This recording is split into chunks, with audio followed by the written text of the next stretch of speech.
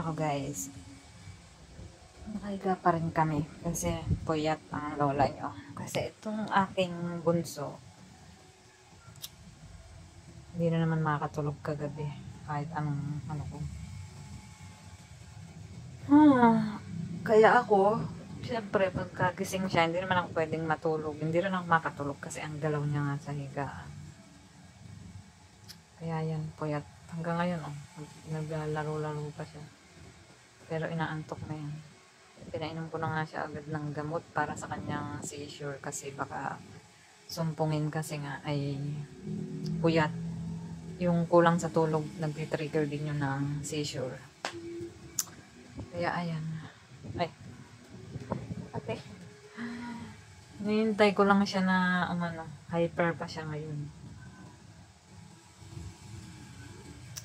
Ayan, ganito ang ano namin. Kahapon pa ako puyat. Tingnan ang aking mga tagiyawat. Tinitigiyawat na ako kung ano-ano mga magaan sa sakit kasi laging puyat. Yan ang aming buhay. Matagal naman na yan kasi si Chloe, yung bunso ko nga, eh, may cycle talaga siyang ganyan. Merong time na talagang hirap siya. Hirap siyang matulog. O minsan gising siya sa gabi tapos matutulog siya maghapon. Ganun. Ay, ako. So, yun lang guys. Share ko lang. Makaka-relate sa akin yung may mga anak din na ganito. Yung merong epilepsy, merong cerebral palsy. Ayan. Ganyan ang bunso ko. Kaya, ayun, kinasanayan ko na lang din. Sanay na din ako pero ang hindi ako sanay ngayon, nananakit na likod ko. Kasi sa kakabuhat ko sa kanya, tuwing, syempre, magsi-CR, maliligo. Yun. Dati, kayang-kaya ko pa kasi medyo magaan na siya. Magaan pa siya dati. Ngayon, hirap na ako kasi nasa 40 kilos na si Chloe. Kahit ito yung mukhang kasi siksik ang laman nito eh. Mabigat ito. Kaya, tingin ka. Matulog ka, huwag ka makatingin dito. Mabigat si Chloe, kaya ayun, doon ko yata nakuha itong sakit ng likod ko. Hindi ko, minsan pagka hindi ko kaya nang buhatin siya. Pagka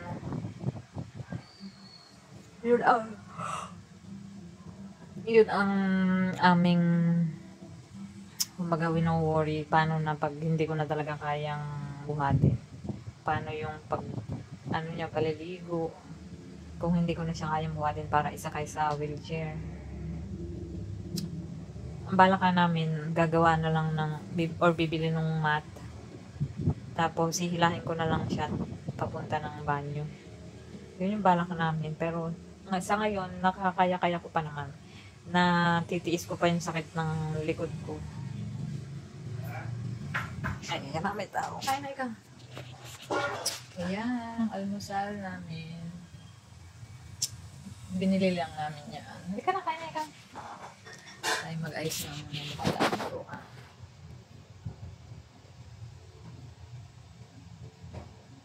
Hindi ka na. Hindi ka pa rin naman natutulog. Kumain muna. Dali. Hindi ka na. Dali, kain na ikaw. Hindi ka na. Dali. Dito ikaw. Anong gusto mo? Gusto mo na ito? Etong bilo-bilo. Tikman mo. Ay. Ay, naku ko. Patingin. Ay, yung pansit na lang. Dali, halika. Halika, yung pansit na lang. Yung palabok ko. So.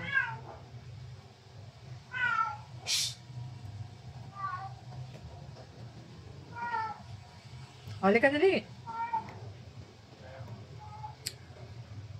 Kulay. Tikman mo ng pansit. Uwi. Palabok ko yan. Palabok to. Masarap to. Dali.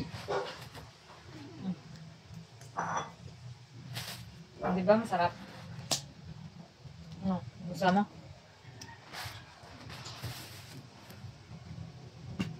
Yun ang gusto mo? Ayaw mo ng bilo-bilo?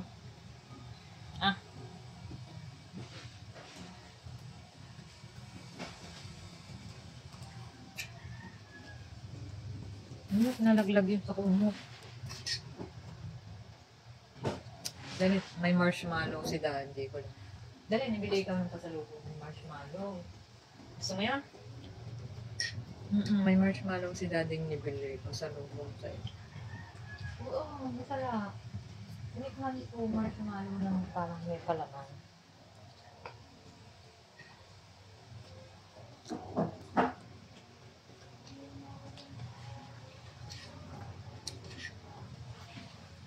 Ah.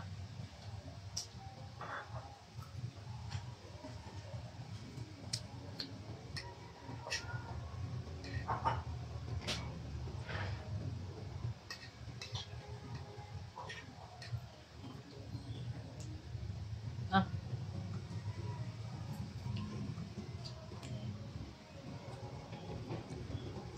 Oh, itong gantong pansit ko lang. Ah. Ito naman pansit. Ay! Ayan, dumikit tuloy sa buhok. Ano yan? Gusto mo yung palabok? Ah, parang mataba nga yung pansit. Ay, ito na lang pala ko.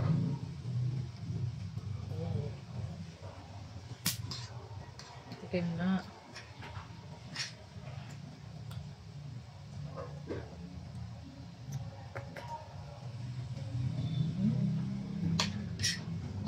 Medyo mataba nga.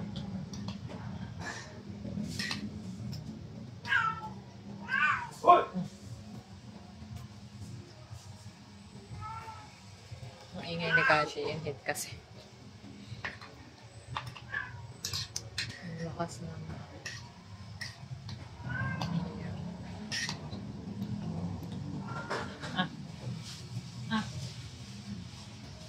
Matulog ka na mamaya, ha?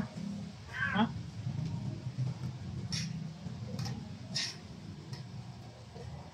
Wala tama. Ay, hindi pa nakapag. Wait lang ko lang.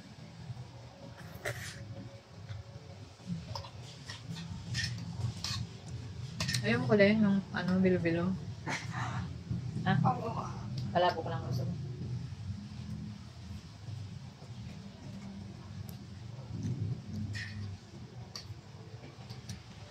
Ah.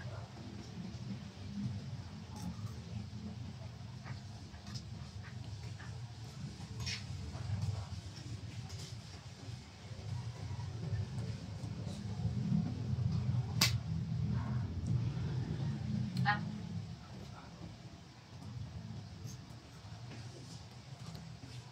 Uy. Wala pa akong ano. Ah.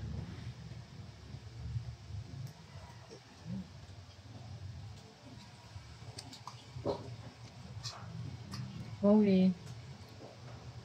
Magmumunggo tayo ngayon, Kuleng. Yung favorite mo. No? Favorite mo yung munggo. Yun ang lulutuin natin.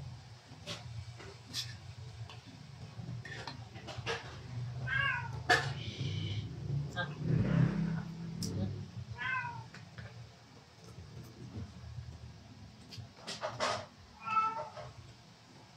Naku, mukhang sisipunin ka, Kuleng.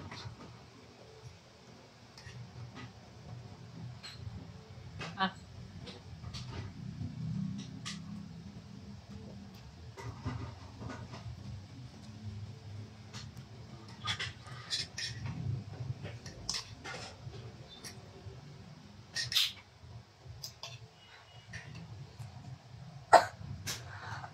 Aha.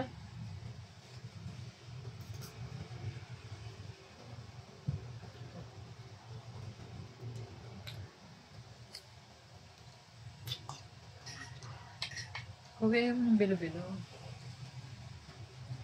Ah. Huwag yung bilo-bilo. Hmm?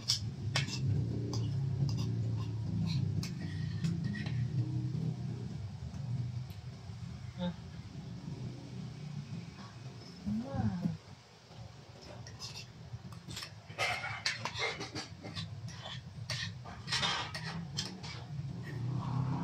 Gusto mo yung palabok ko.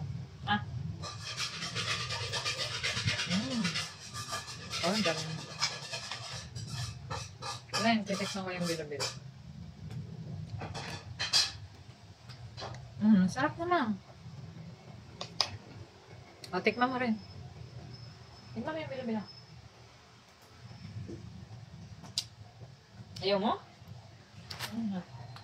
Ang dami. Ayaw mo ng bilo-bilo. Ang laking saging.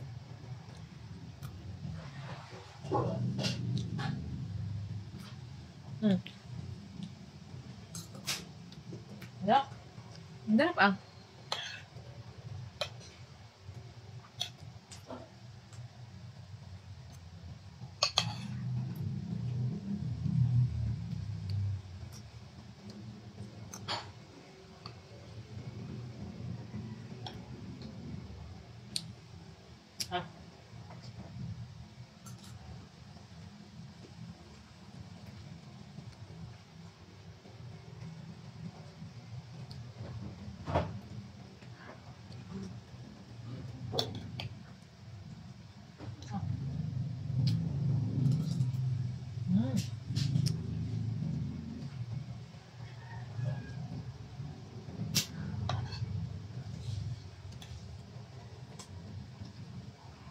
Ah.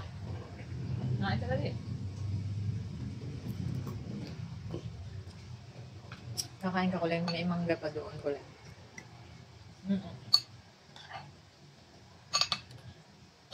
May mangga pa doon ko lang.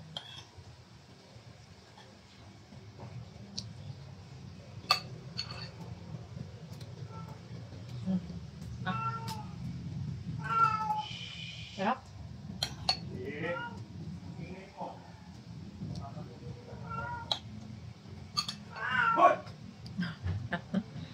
Yun.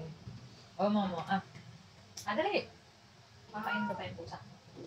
Malo.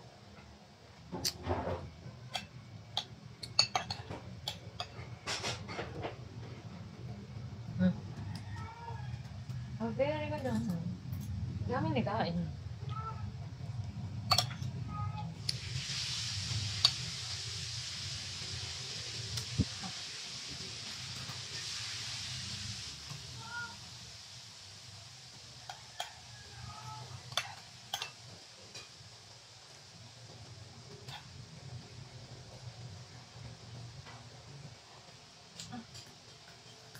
Maaga nagluluto si Daddy. Maaga nagluluto si Daddy Chris kasi puyat din siya. Puyat din. So, yun lang dahil. Thank you for watching.